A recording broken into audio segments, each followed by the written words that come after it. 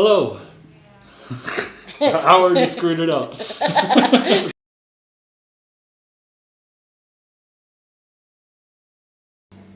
Hello, and thank you for joining us for another episode of Great Things by Goedert Real Estate. My name is Dustin Ely, and I'll be your host. And today we're joined by Susan Bunch. Hi. Well, Susan, how long have you been a realtor here at Goedert Real Estate? I actually had my license in early 2000, then I took a bit of a break, and I have been back for almost 5 years, so Okay. still loving it. Well, that's great. And Susan's joining us today while we discuss first-time homebuyers. Now, have you worked with a lot of first-time homebuyers? I do, and I love helping first-time home buyers because it's such an exciting time for them, and to be able to help on that journey, to find that house, to start creating those memories. That's what I love. Okay. If I were going to start my journey on buying my first home, if I was that first-time home buyer, where would you recommend I start? Actually, I would say start with a lender. I always tell my clients, if you have a bank that you currently work with, that's a great place to start. But also know that if you go to a traditional bank and you aren't able to get approved, don't feel discouraged, because there are just like there are a lot of different types of loans, there's a lot of different types of lenders. You have, if you go through a regular bank, sometimes their requirements are a lot stricter, whereas if you go to someone who's known as a mortgage broker, they have a little more relaxed criteria. And I can help answer questions and, differentiating both of those as well. Okay. As a first-time home buyer, you said that the first step should be getting pre-approved, you said? Yes, talk with a lender and getting that pre-approval. And I know a lot of times it feels like your realtor is being pushy when they want that pre-approval, but that pre-approval does a lot, not only for you to let you know what you can afford, but that helps us in finding the right house for you, because it will tell us what type of loan you qualify for, because there are multiple types of loans. And based on what you qualify for can affect the houses that you are able to purchase. So what you're saying is not every home is qualified for the loan that you might have received or the loan you might have been pre-approved for. Correct. So that's why it's so important to get that pre-approval ahead of time to know what exactly you should be looking at. Right.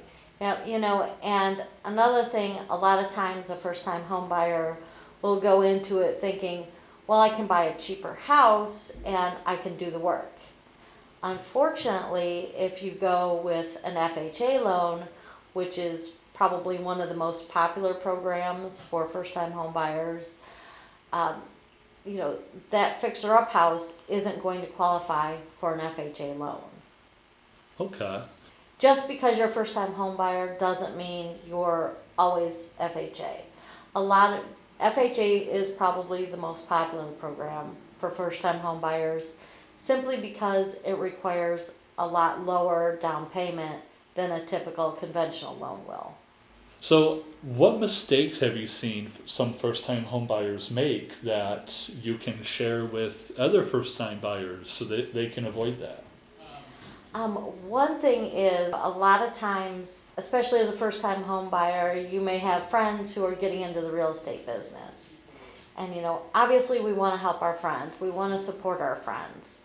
But if this is a brand new experience for you and a brand new experience for them, you run the risk of maybe something that they've never encountered before, and you certainly don't know what to expect.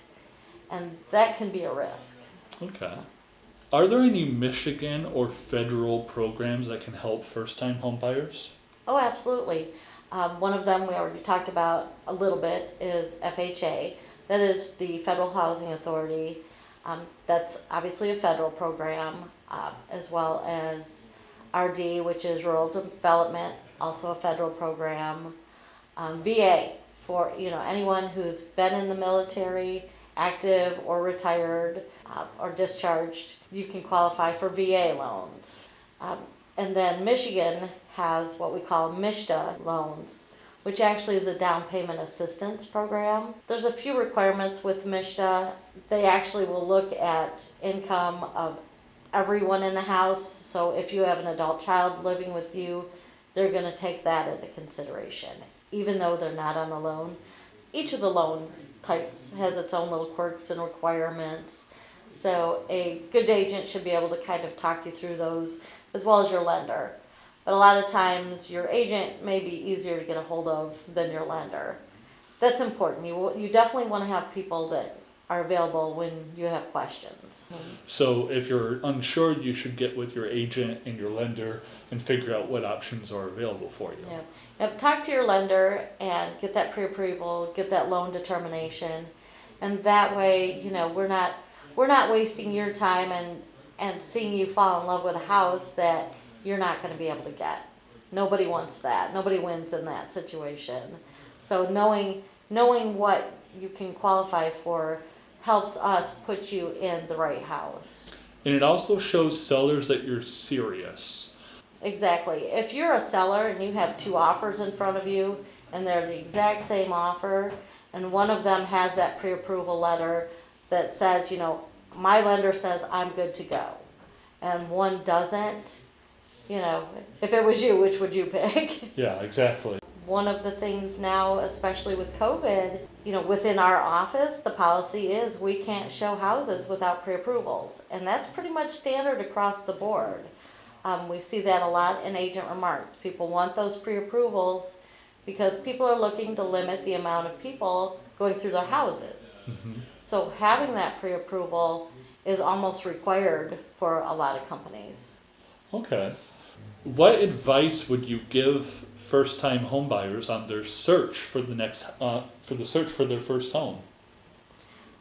Well, as I can't stress enough, get that pre-approval. Again, if your current bank doesn't, if you get turned down for that loan, don't be discouraged. Give an agent a call, give me a call. We have a lot of great resources. We can help you out with a lot of different options with places that don't have nearly this as strict criteria. Okay. And then, you definitely want to start with an agent.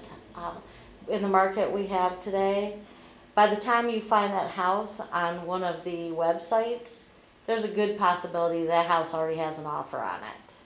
So you want someone who's looking specifically for you, who can let you know as soon as something new pops up.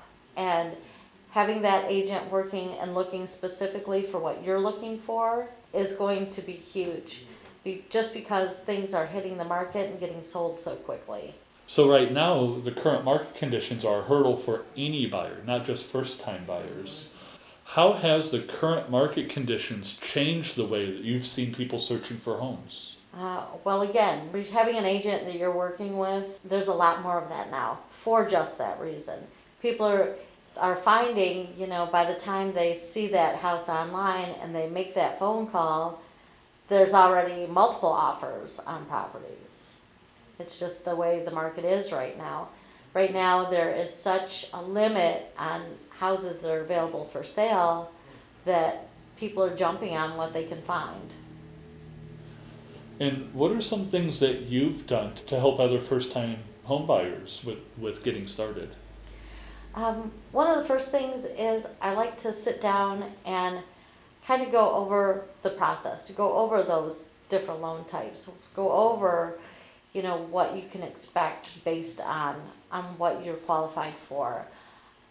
Making sure that you understand things like the closing costs, and just because you have enough money for a down payment, there's also other costs involved, whether or not you want home inspections, appraisals, the differences in terminology. There's a lot of information in buying a house. I mean, after all, it's probably the single largest investment you're going to make. I want to make sure that my buyers are 100% comfortable with what they're doing. I want them to know that if there's any question, give me a call. That's what I'm here for. Okay. And what are some things that a first-time buyer can expect from their realtor? Being able, again, make sure that you are comfortable asking questions. If you have a realtor who makes you feel like your question is not important, if you have a realtor who's not getting back with you, you want someone who's feel very comfortable asking the questions that you may not think are important. We do this every day, so sometimes it's easy to forget that not everyone is familiar with the terms and the process. So absolutely, you've got to make sure that that agent is responsive, that you're comfortable, that they have knowledge of the processes and the loan types and all of these different things. There are a lot of moving parts in a house buying transaction, so you want someone that not only understands it, but will explain it to you so you know what you're doing. Right. And I believe the term's called the curse of knowledge. And a lot of realtors don't realize that they have it. And if you feel like you have a question, or if you feel like there's something you don't understand, your realtor should be the first person you ask. And you should feel comfortable asking them those questions. Absolutely. So we're in a very competitive market. How can a first-time homebuyer be competitive? Actually, it is best to be a first-time home buyer right now, because the advantage that you have that other people don't is you don't have a house you have to sell before you can move. So you are already one step ahead of that buyer who has to sell the house they're living in order to purchase another one. So that gives you a huge advantage. So, Susan, if someone wanted to get a hold of you, how can they do that? You can call or text me at 517-215-9479. My website is Susan, which is SUSAN, bunchrealtor.com. Excellent. Well, it has been a great discussion again about first-time home buyers, and I wanted to thank you for watching this episode of Great Things by Goedert Real Estate. Again, my name is Dustin Ely, and I've been your host, and Susan Bunch has joined us for this discussion. Thank you, Dustin. I appreciate the time. And I hope that you guys join us for the next one. Have a great day.